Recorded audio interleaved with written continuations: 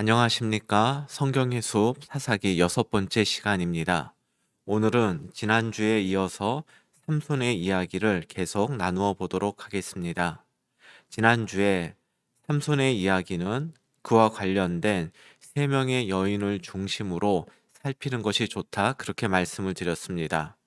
지난 시간에 딥나의 여인과 관련된 삼손의 일화를 살펴보았고, 오늘은 그 두 번째와 세 번째 여인을 중심으로 삼손의 이야기를 나누어 보도록 하겠습니다. 먼저 두 번째 삼손의 여인은 바로 가사의 기생이었습니다. 사사기 16장 1절입니다. 삼손이 가사에 가서 거기서 한 기생을 보고 그에게로 들어갔더니 가사 사람들에게 삼손이 왔다고 알려짐에, 이 1절에서 3절까지의 내용이 가사의 기생에 관한 내용 전부입니다. 그 내용은 매우 짧습니다. 즉, 이 가사의 기생 이야기는 그 앞에 나오는 딥나의 여인, 그리고 우리에게 가장 잘 알려진 들릴라, 그 두 이야기를 연결해 주는 역할을 합니다. 먼저 1절에서 삼손이 가사로 갔다라고 되어 있습니다. 가사는 블레셋의 수도입니다. 먼저 살펴보았던 딥나는 이스라엘의 단지파와 블레셋의 경계 지역이었습니다. 그런데 이제 삼손이 블레셋의 중심 도시로 나아갔다 하는 내용이 바로 16장 1절이 우리에게 알려주는 것입니다. 이것은 삼손이 적진 깊숙이 침투한 것이 아니라 기생, 즉 창녀와 성관계를 맺기 위해서 블레셋의 수도로까지 나아갔다 하는 것을 알려주는 것입니다. 삼손이 딥나의 여인과 결혼하는 그 과정 속에서 블레셋과 충돌하였고 갈등을 일으켰습니다.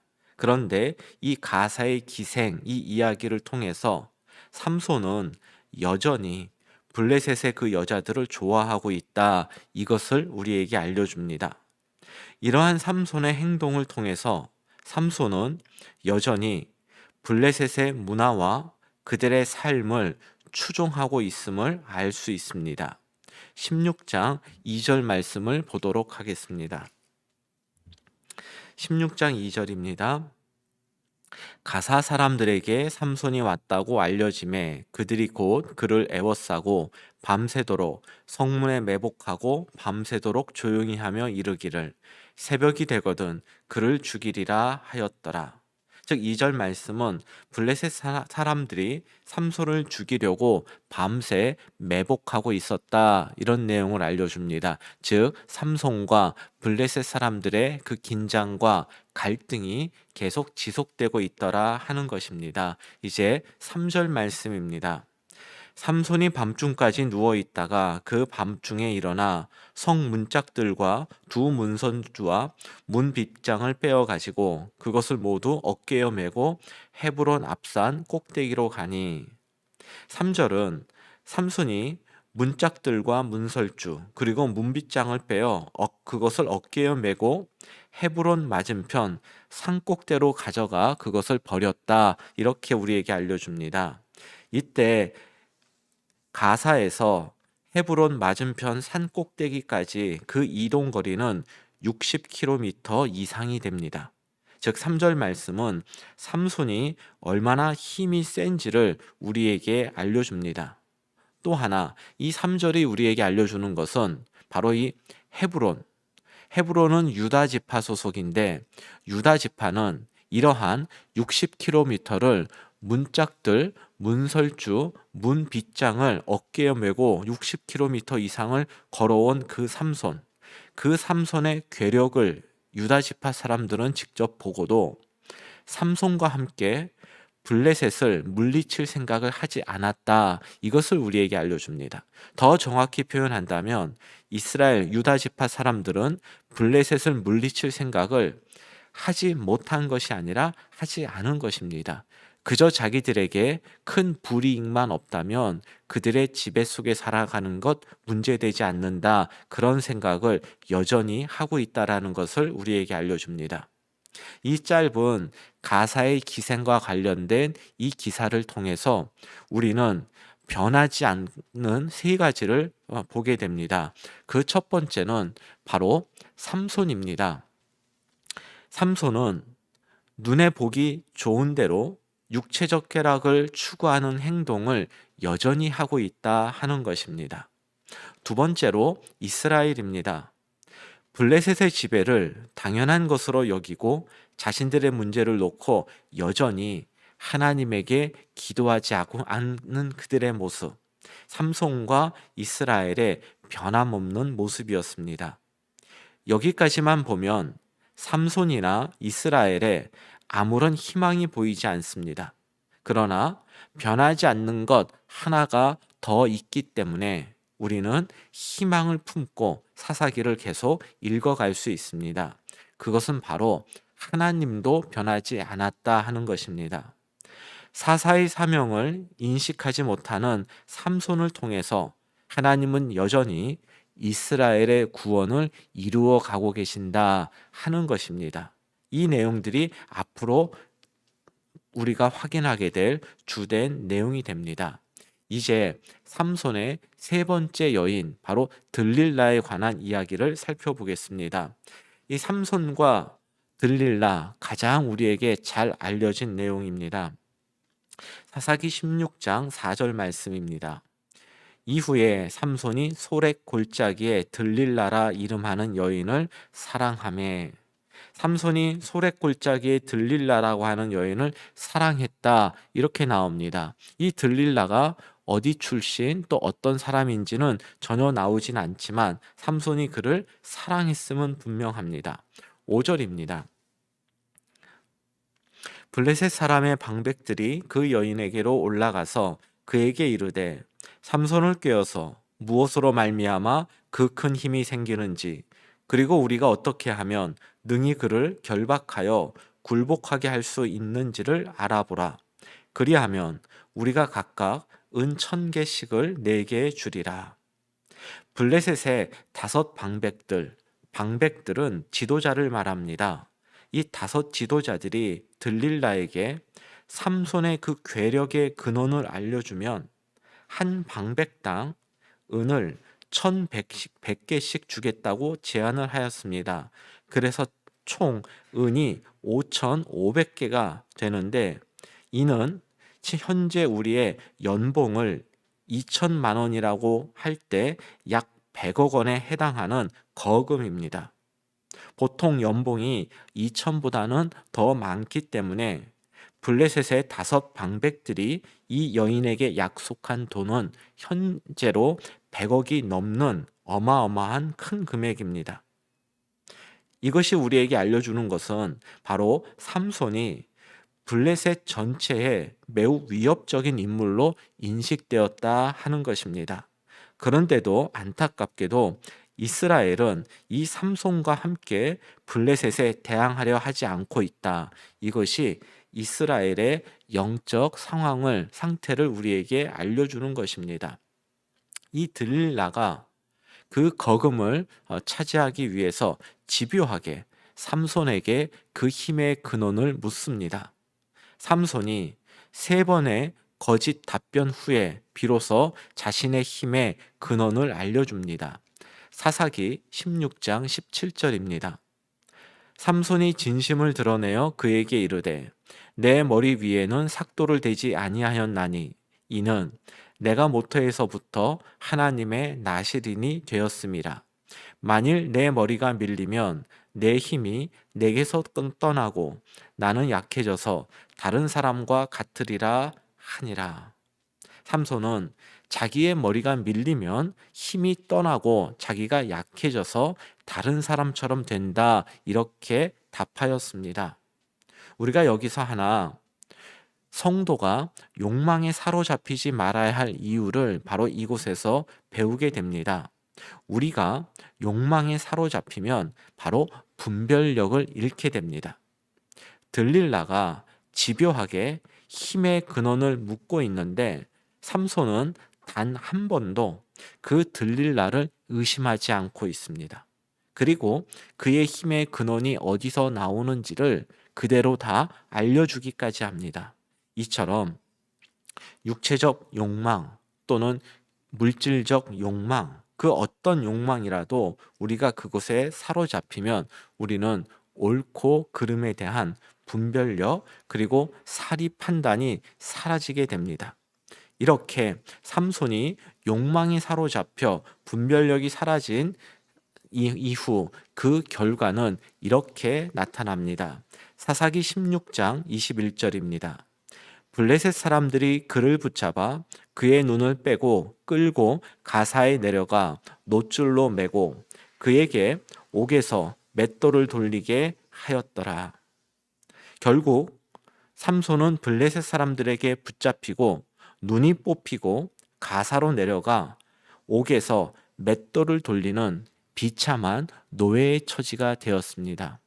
블레셋은 세상을 상징합니다. 성도가 욕망에 사로잡힐 때 바로 불의한 세상의 지배를 당하게 된다라는 것을 이 구절을 통해서 보게 됩니다. 여기까지는 우리가 삼손에 관해서 잘 알고 있는 이야기들입니다. 그럼 지금부터는 세 가지 삼손 이야기에서 정말 우리가 정리하고 바르게 알아야 될 문제들을 좀 살펴보도록 하겠습니다. 제일 먼저 바로 삼손 힘의 근원은 무엇인가 하는 점입니다. 사실 이것은 문제가 되지 않는 것 같습니다. 왜냐하면 삼손 힘의 근원은 바로 그의 머리털이었기 때문입니다. 앞서 살펴본 것처럼 사사기 16장 17절 말씀에 만일 내 머리가 밀리면 내 힘이 내게서 떠나고 나는 약해져서 다른 사람과 같으리라 라고 삼손이 말했습니다. 그리고 사사기 16장 19절을 보면 들릴라가 삼손에게 자기 무릎을 베고 자게 하고 사람을 불러 그의 머리털 7가닥을 밀고 괴롭게 하여 본즉 그의 힘이 없어졌더라 라고 되어 있습니다. 내 머리카락이 밀리면 힘이 떠날 것이다.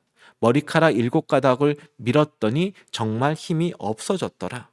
우리는 이런 구조들을 통해서 삼손의 그 괴력의 근원이 그의 머리털, 머리카락에 있음을 우리는 어렵지 않게 알 수 있습니다. 그런데 정말로 삼손의 괴력이 그 근원이 머리털에 있을까요? 우리는 말씀을 좀 다시 한번 살펴볼 필요가 있습니다. 사사기 16장 20절입니다.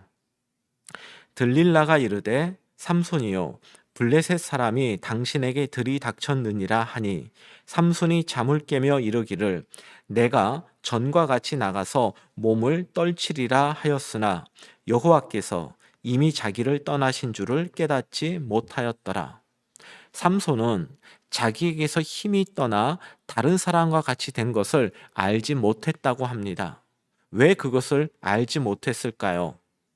그가 머리털을 7가닥을 밀릴 때 그는 잠을 자고 있어서 그 사실을 몰랐기 때문입니까? 그렇지 않습니다. 16장 20절 마지막 부분을 보십시오. 여호와께서 이미 자기를 떠나신 줄을 깨닫지 못하였더라. 즉, 이 구절이 우리에게 알려주는 것은 삼손의 힘의 근원은 그의 머리털이 아니라 바로 여호와 하나님이시라 하는 것입니다. 하나님께서 그에게 힘을 주셨기에 그는 괴력을 발휘할 수 있었지 단지 머리카락을 자르지 않았기 때문이 아니란 이야기입니다. 요 머리털과 괴력의 관계, 또 하나님이 그에게 힘을 주시고 또 그를 떠나신 그 상황들, 이것을 다시 한번 좀 정리를 해 보겠습니다. 그것은 바로 나실인과 이 머리털의 관계입니다. 처음 살펴볼 건 나실인은 서약을 하는 그 기간 동안, 즉 자기가 하나님 앞에 구별된 사람으로 살아가겠다라고 서약한 그 기간 동안에는 머리털을 자르지 않았습니다. 이것이 나실인이 지켜야 될 매우 중요한 규정이었습니다. 우리는 이 내용을 지난주에 살펴보았습니다. 그런데 나실인이 머리털을 자르는 경우가 두 가지가 있었습니다. 첫 번째로 나실인 서약 기간이 종료되었을 때입니다. 예를 들어 제가 1년 동안 하나님 앞에 나시린으로 살기로 다짐을 하였습니다. 그래서 독주, 포도주, 그, 그런 술들을 일체 입에 대지 않고 또 시체를 가까이 하지도 않았고 머리털도 자르지 않으면서 1년을 하나님을 위해서 살았습니다.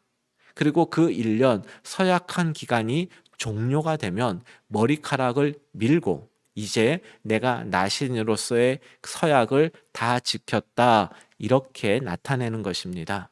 두 번째로 나시린이 머리를 자르지 않는 경우가 있는데 그것은 바로 나시린이 자신의 나시린 서약을 지키지 못했을 때입니다. 민수기 6장 9절입니다. 누가 갑자기 그 곁에서 죽어서 스스로 구별한 자의 머리를 더럽히면 그의 몸을 정결하게 하는 날에 머리를 밀 것이니 곧 일곱째 날에 밀 것이며 누군가가 나시린 서약을 했는데 그 나시린 서약을 어기게 되었습니다. 그렇다면 7일 동안 정결 예식을 치르고 나서 처음부터 다시 나시린 서약을 지켜야 합니다. 이때 정결 예식 마지막 날에 머리털을 자릅니다. 즉, 나시린 서약을 어긴 사람이 머리털을 자른다라고 하는 것은 지금까지 지킨 나시린의 서약 기간이 리셋되고 이제부터 처음부터 다시 나시린 서약이 시작된다라는 것, 이걸 의미하는 것입니다. 그런데 사사기 16장 22절에는 매우 의미심장한 구절이 나옵니다. 그의 머리털이 밀린 후에 다시 자라기 시작하니라. 사사기 16장 22절은 단순히 블레셋 사람들이 삼손의 머리털을 밀었고 또 시간이 흐르면서 다시 자라게 되었다라는 그 사실의 묘사, 또 시간의 흐름을 알려주는 것이 아닙니다. 삼손의 머리털이 밀렸다. 이 말은 나시린 서약을 지키지 않았던 삼손의 그 나시린 자격이 상실되었다. 이것을 의미하는 것입니다.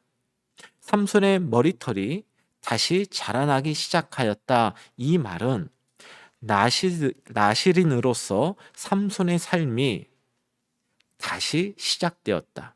이전에 나시린 서약을 지키지 못했던 그의 삶은 머리털이 밀림으로써 리셋되고 이제 새로이 나시린으로서의 삶을 살기 시작했음을 의미하는 것입니다. 여기서 우리는 당신의 뜻을 반드시 이루어 가시는 하나님의 신실하심과 주권을 목격하게 됩니다.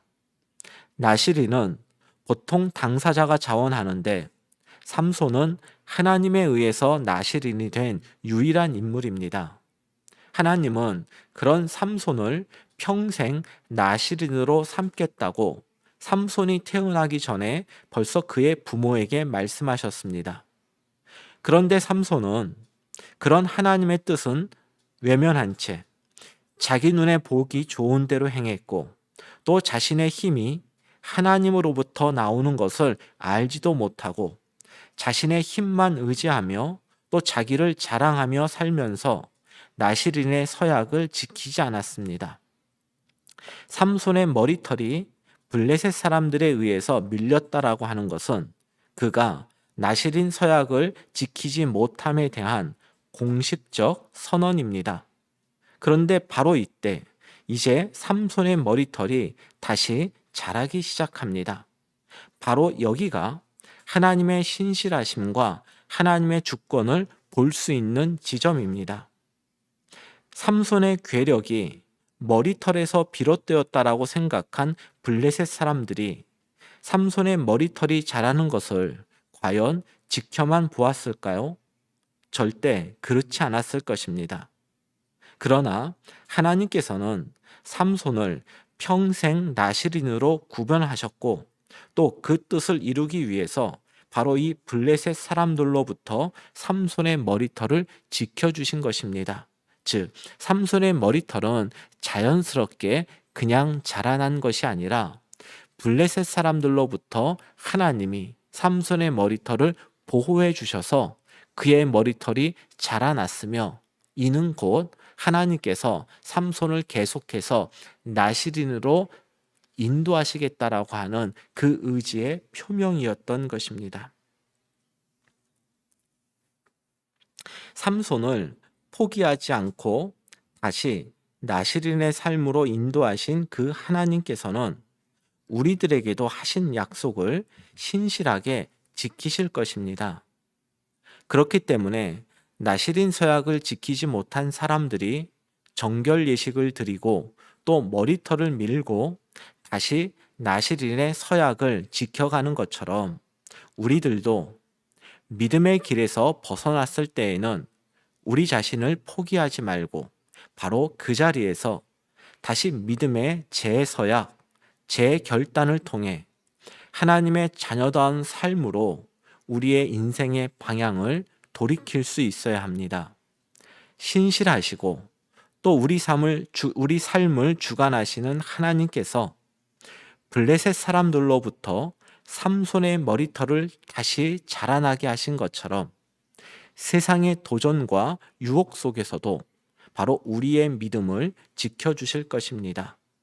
이제 마지막으로 살펴볼 것은 이 삼손을 우리가 어떻게 평가해야 할 것인가 하는 점입니다. 저는 그동안 이 삼손을 부정적으로 설명하였습니다. 이는 저만의 입장이 아니라 많은 학자들이 삼손을 가장 타락한 사사로 보고 있습니다.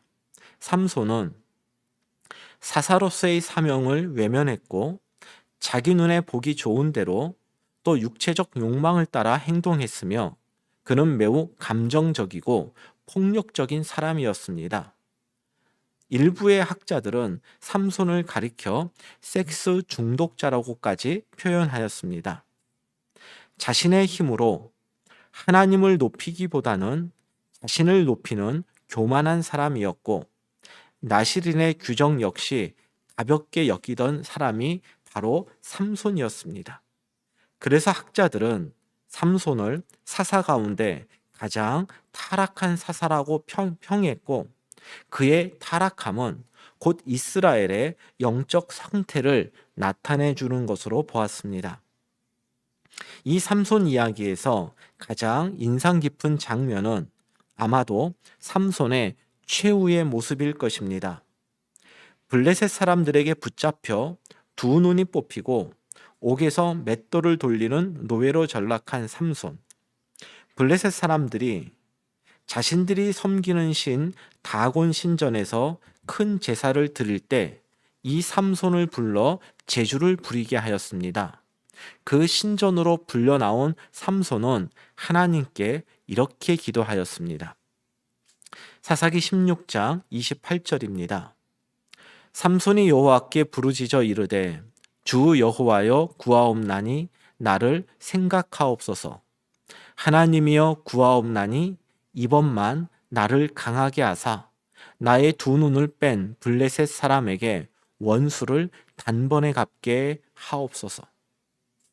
이런 기도를 드린 후 삼손은 신전의 두 기둥을 무너뜨려 신전에 있던 약 3,000명의 블레셋 사람들과 함께 죽습니다. 일부의 사람들은 삼손의 이 기도 역시 하나님의 뜻을 이루거나 이스라엘의 대적을 물리치게 해달라는 내용이 아니라 그저 자기의 원수를 갚게 해달라는 개인적인 기도라며 삼손을 평가절하합니다. 삼손은 가장 타락한 사사요. 그는 마지막 순간까지도 자기의 원수 갚는 문제를 하나님께 기도했던 그런 사람이었다 하는 이 모든 삼손에 대한 부정적 평가는 다 맞는 평가입니다. 저도 그렇게 생각합니다. 그런데 여기서 한 가지 문제가 발생합니다. 히브리서 11장 32절과 33절 말씀입니다. 내가 무슨 말을 더 하리요? 기드온, 바락, 삼손, 입다, 다윗 및 사무엘과 선지자들의 일을 말하려면 내게 시간이 부족하리로다.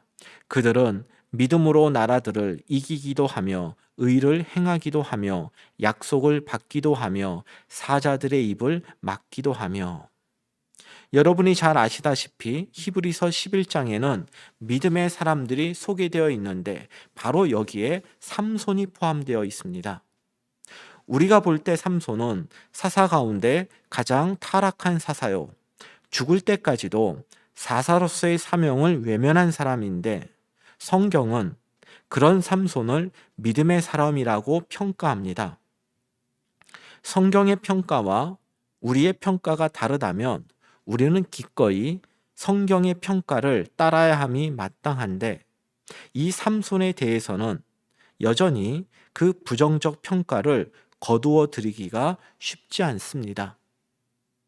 저는 이 히브리서의 말씀을 보면서 삼손을 어떻게 바라보아야 할지 고민을 하였습니다. 그런데 말씀을 묵상하고 생각하다 보니 삼손을 바라보던 저의 시선이 하나님께로 옮아갔습니다. 부족하고 허물 많은 저의 모습에도 불구하고 저를 포기하지 않으시는 바로 하나님의 사랑을 여기서 보게 된 것입니다. 분명 삼손은 사사 가운데 가장 타락한 사사입니다. 하나님이 아니라 자신의 힘을 의지했고 자기 눈에 보기 좋은 대로 살았다 하더라도 가장 절망적인 순간에 그가 하나님의 도우심을 구할 때 하나님은 그를 믿음의 사람으로 여겨주신 것입니다. 바로 그 구체적 표현이 조금 전에 읽어드린 히브리서 11장 32절과 33절 말씀입니다. 즉 삼손이 평생 믿음을 지켰기에 믿음의 사람이라는 평가를 받은 것이 아니라 그가 인생의 나락에 떨어졌을 때 보였던 작은 믿음, 바로 하나님은 그것을 보셨던 것입니다. 비록 그의 마지막 기도 역시 자신의 원수를 갚게 해달라는 지극히 개인적인 간구였습니다. 그러나 그가 자신의 힘의 근원이 자기 자신이 아니라 또 머리털이 아니라 하나님이심을 드디어 깨닫고 그 하나님께 기도했을 때 하나님께서는 그의 기도에 응답해 주셨고 또 그의 작은 믿음을 큰 믿음으로 평가해 주신 것입니다. 이처럼 우리의 작은 믿음에도 하나님은 반응하고 응답하십니다. 그리고 그런 작은 우리의 믿음을 큰 믿음이라고 칭찬하실 것입니다. 겨자씨처럼 작은 믿음에 상상할 수 없을 만큼 크게 역사하시는 하나님을 바라보면서 믿음의 길에서 우리가 매일매일 넘어지더라도 포기하지 말고 다시금 일어나 작은 믿음의 발걸음을 내딛는 저와 여러분들이 되기를 바랍니다. 이것이 삼손에 대한 상반된 평가 속에서 다시 한번 바라보게 된 하나님의 사랑과 은혜의 모습입니다. 오늘 공부는 여기서 마무리하고 다음 주에 사사기를 마무리하도록 하겠습니다.